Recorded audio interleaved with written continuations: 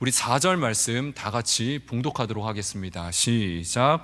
곧 창세전에 그리스도 안에서 우리를 택하사 우리로 사랑 안에서 그 앞에 거룩하고 흠이 없게 하시려고. 아멘. 자, 이 말씀에서 창세전에라고 말씀을 하고 있습니다.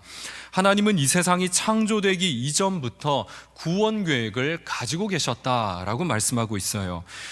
그리고 이 말은 구원이라고 하는 이 선물이 아주 오래 전부터 준비되어져 왔다는 것을 우리에게 의미하고 있는 말씀입니다. 자, 그런데 구원이 창세전에 계획이 되었다고 한다면 한 가지 질문이 이제 생겨나게 됩니다. 그것은 하나님이 인간이 타락할 것을 창조 전에 미리 알고 계셨는가? 그렇다면 하나님은 인간의 타락도 예정해 놓은 것인가? 이러한 질문이 생겨나게 됩니다. 왜냐하면 인간이 선악과로 인해 타락했던 사건은 하나님이 이 세상을 창조하신 이후에 생겨난 일이었기 때문이었습니다. 자, 그렇다면 창조 전에 구원 계획을 가지고 계셨다, 이 말을 도대체 어떻게 이해를 해야 되느냐라는 겁니다. 자, 그런데 이 창조 전에 하나님의 구원 계획이 있었다라는 말은 이게 생각해 보면 그렇게 어려운 말은 아닙니다. 이것은 부모와 자식 간의 관계로 생각을 해보시면 이해하기가 쉽습니다.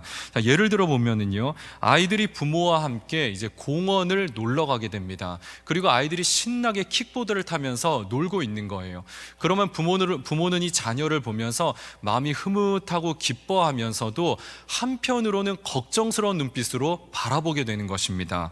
저렇게 빨리 타다가 어디 걸려서 넘어지고 깨지고 어디 부러지는 것 아닌가? 걱정스러운 눈빛으로 바라보게 되죠.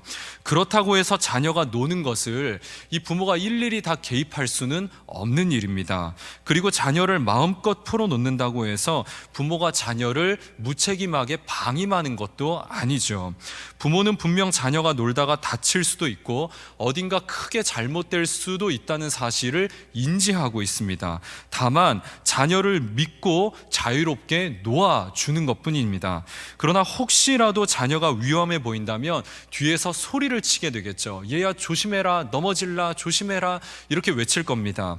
그리고 또 혹시라도 자녀가 넘어져서 다치거나 부러지거나 어딘가 크게 다치게 된다면 부모는 재빠르게 아이에게 뛰어가게 될 것입니다. 그리고 신속하게 응급처치를 하고 가까운 병원에 데려가서 아이의 이 치료와 회복을 위해서 부모는 최선을 다해 노력을 하게 될 것이죠. 부모가 자녀가 다치지 않기를 바라면서 아이를 자유롭게 놓아주기는 합니다만 혹시라도 자녀가 잘못된다면 부모는 즉시 이를 바로잡기 위해 행동을 하게 된다는 것입니다. 여러분, 하나님의 구원 계획이 마치 이와 같다라는 겁니다. 인간이 범죄하고 타락하기를 바라는 것은 하나님의 본심이 아니에요.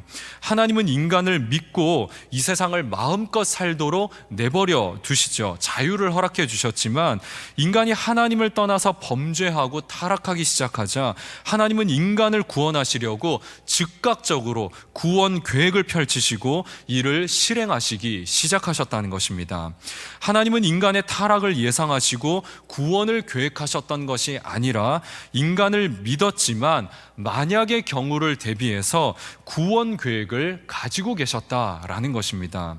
그러한 의미에서 구원은 이 세상이 창조되기 이전부터 하나님의 마음속 깊은 곳에서부터 예비된 아주 오래된 선물이었다는 것입니다.